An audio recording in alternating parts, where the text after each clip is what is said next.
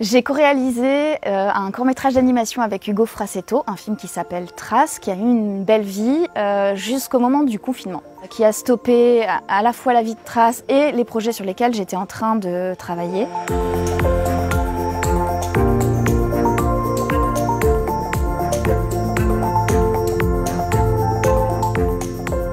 À la sortie de ce confinement, j'ai eu envie de prendre le taureau par les cornes et de réaliser et produire mon premier long métrage en prise de vue réelle. Et de faire tout ça vite, en autonomie et local.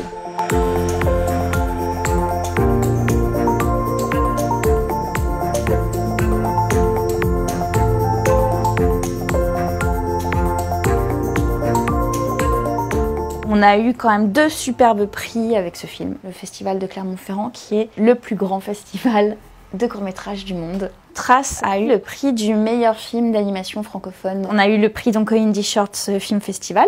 On a eu le grand prix de ce festival, qui n'était pas censé être qualificatif aux Oscars, qu'il est devenu en fait 3 mois après qu'on l'ait eu. Donc ça, c'était déjà gros bonus. Hein. Et évidemment, deuxième bonus, la shortlist des Oscars.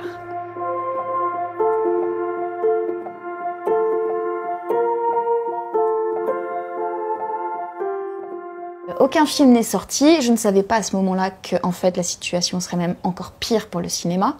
Et c'est à ce moment-là en fait, que j'ai décidé de tourner Belladone et de me dire je fais mon premier long à la sauvage, comme ça.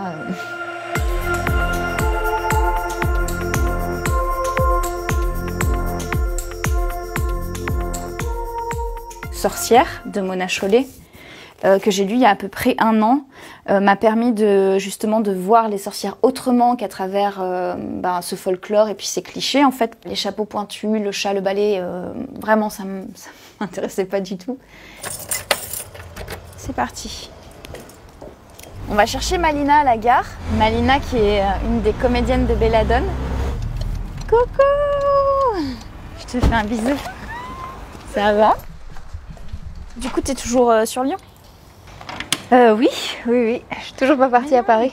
Toute l'équipe et même jusqu'en post-prod, au final, personne ne vient d'ailleurs que de la région. Que d'ici, ouais. C'était évident pour moi, je voulais faire le film ici, tourner tout ici et donc ancrer complètement le film en région. Oui, c'était vraiment... ça faisait partie de l'ADN du projet.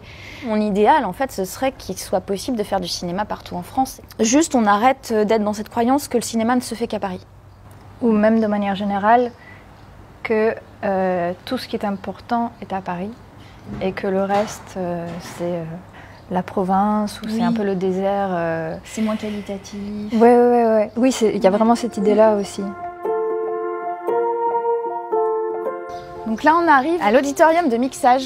C'est le dernier jour de mixage de Belladone. On finit le film aujourd'hui. Ça va? Ça va? Vous êtes prêts? Bah écoute, ouais, on est chaud. Vraiment, on est en train de monter la session, tu vois. Cool. Bon bah c'est parti alors. Hein. Dernière ligne droite. Ouais.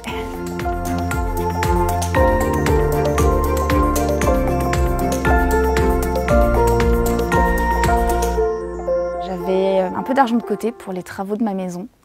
Et j'ai décidé que je ne ferais pas les travaux de ma maison et qu'à la place, je ferais un film. J'avais pas une énorme enveloppe. Hein. Le film a coûté, je pense, aux alentours de 13 000 €. Je savais que je ne pourrais pas payer les gens. Donc j'ai mis en place un autre système de valorisation du travail pour les gens. Ça m'a positionnée moi intérieurement en tant que productrice, ce qui est très différent de tous les films que j'avais fait jusqu'à maintenant. Et puis là, on termine le film. Je suis hyper contente.